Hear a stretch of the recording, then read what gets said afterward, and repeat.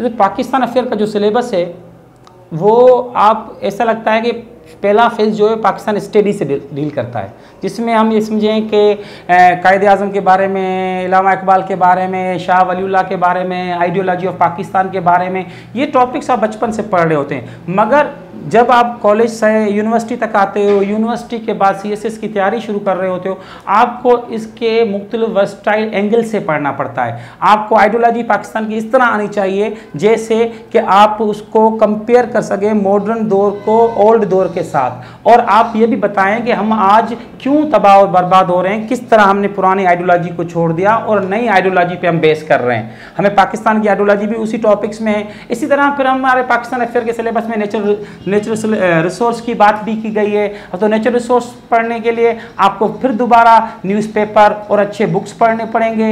इसी तरह मेरा भी एक पाकिस्तान स्टडी का बुक लिखा हुआ है जो लर्नर के लिए बेहतरीन है। ये पाकिस्तान हिस्टोरिकल पर्सपेक्टिव है। ये सीएसएस का बच्चा जो लर्नर बच्चा है, ये आराम से इस बच्चे की, इसकी लैंग्वेज भी सादा है, बच्चा पढ़ के अपना बेस्ट बिल्कुल क्लियर कर सकता है। इसी तरह हमारे सीएसएस में आप पाकिस्तान अफेयर के आप देखें सिलेबस ऐसा डिज़ाइन किया गया है, उसमें नेबर कंट्री से रिलेशंस को भी डिस्कस किया गया है, इंटरनेशनल कंट्रीज के साथ भी बात की गई है, उसमें वाटर क्राइसिस को भी डील किया गया है, नेशनल सिक्योरिटी इश्यूज को भी डील किया गया है, ग्लोबल वार्मिंग को भी डील किया गया है। जब ये सारी चीज़ें डील की गई हैं तो आपको ऐसा लग रहा है कि हम इंग्लिश ऐसे की बात भी कर रहे हैं इसमें अंदर। जब आप ये सारे टॉपिक्स पढ़ लेंगे तो आप देखें ऐसे में मुख्तलिफ एंगल से टॉपिक्स आते हैं। कभी ग्लोबल वार्मिंग पे आ जाता है, कभी गुड गवर्नेंस पे आ जाता है, कभी वोमेन एम्पावरमेंट पे आता है, कभी आप ये कहें कि एनर्जी क्राइसिस पे आता है। ये सारी आउटलाइन आपके सिलेबस में पाकिस्तान अफेयर में ऑलरेडी मौजूद हैं।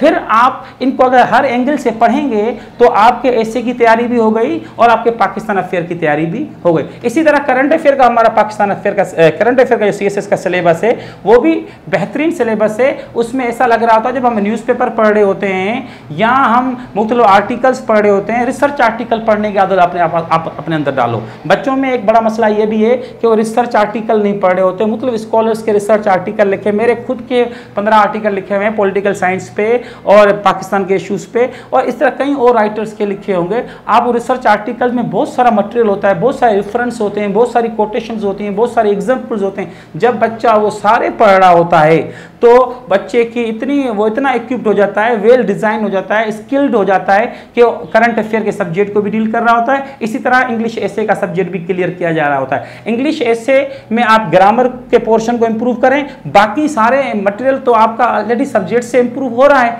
आप करंट अफेयर से इंप्रूव कर रहे हैं, पाकिस्तान अफेयर से इंप्रूव कर रहे हैं, इंग्लिश इकबार से इंप्रूव कर रहे हैं, आर्टिकल से इंप्रूव कर रहे हैं। पॉलिटिकल साइंस का जो सेकंड पोर्शन है आप उसमें भी देखें, आपके इंटरनेशनल रिलेशंस को डील कर रहे हैं। जेंडर स्टडी से आप करंट ऐसे भी डील कर रहे हैं, जेंडर स्टडी भी क्लियर कर रहा है। ये वो जनरल सब्जेक्ट्स हैं जिनसे आपका ऐसे भी क्लियर हो रहा है, प्लस आपकी स्किल्स भी डेवलप हो रही है। पर आपको एक काम करना पड़ेगा, आपको पहले फेस में हार्ड वर्किंग करनी पड़ेगी, आपको स्मॉल और शॉर्ट और कहेंगे लॉन्ग नोट्स बनाने पड़ेंगे।